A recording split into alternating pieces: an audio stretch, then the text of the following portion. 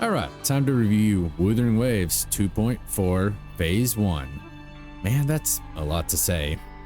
Starting with the story, I will say I think it begins poorly with a certain string of events here.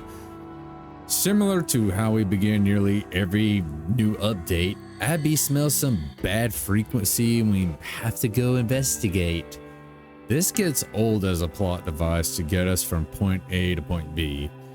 Personally, I would like other alternatives to get Rover to go to new lands. I understand this is about finding Cardathea because she's gone missing, but even when we get to Septimont, Abby goes to sleep just like every other update. Next on the list of bad ideas is this creepy ghost knight trying to show us what chloroform is. Luckily, we catch him in the act, so he decides to help us instead by giving us some ability I'll explain later.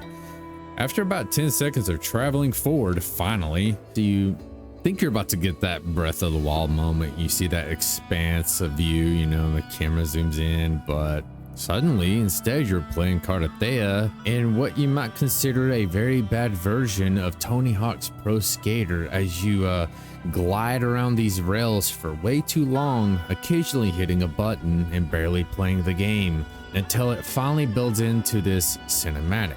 While the cinematic is great for building, you know, story and making you immediately like, what's happening? I'm interested. It's also like, why did that play that way? Why didn't you just give me this maybe extended cutscene to tell me this instead of me playing this really weird mini game that's very poorly made? But that's the end of the string of bad events. Now we can freely move around. We quickly get introduced to new characters like Bowling and Lupa. Lupa, of course, is a big star of the show here. Most of the story has you teaming up with her in gladiatorial combat, while Rover tries to find out what happened to Cardathea along the way. As you go through this, you find out more about Septimont, how different they treat echoes.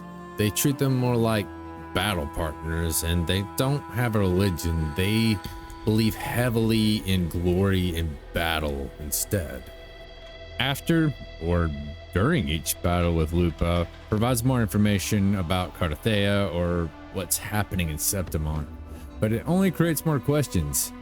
This is fun though, because it makes you think about what could be happening. You start theorizing about it.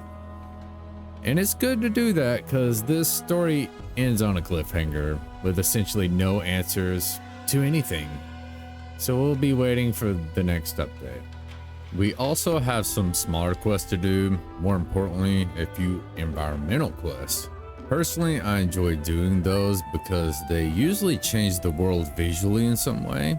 They also give you some history lessons if you want to learn more about Septimont and the Dark Tide. So that's enough about the story. I'm not trying to ruin it for you. I'm gonna move on to audio visual, mostly visual because audio wise, I mean, music, they always knock it out of the park. I mean, there's nothing to say about it. It's always great. It's always good. What else is new? It quickly becomes clear they were going for a Roman theme here. You see this in the NPC clothing and architecture. The city itself is largely the focus of this area, as it takes up half the map on its own.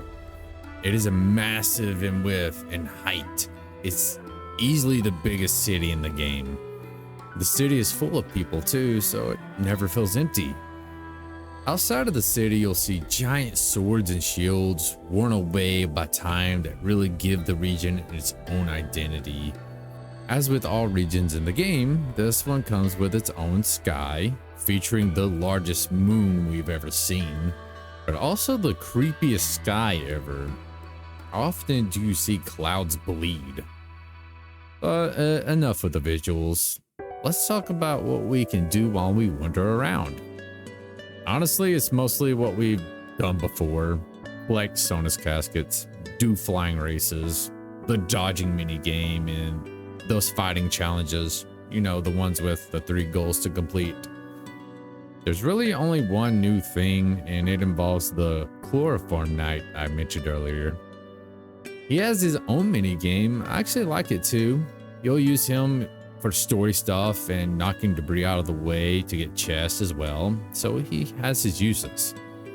This area kind of falls flat for me because I like wandering around doing mini games, but there aren't many of them and only a new one. However, there is a new event that turns it all around. So let's talk about new events.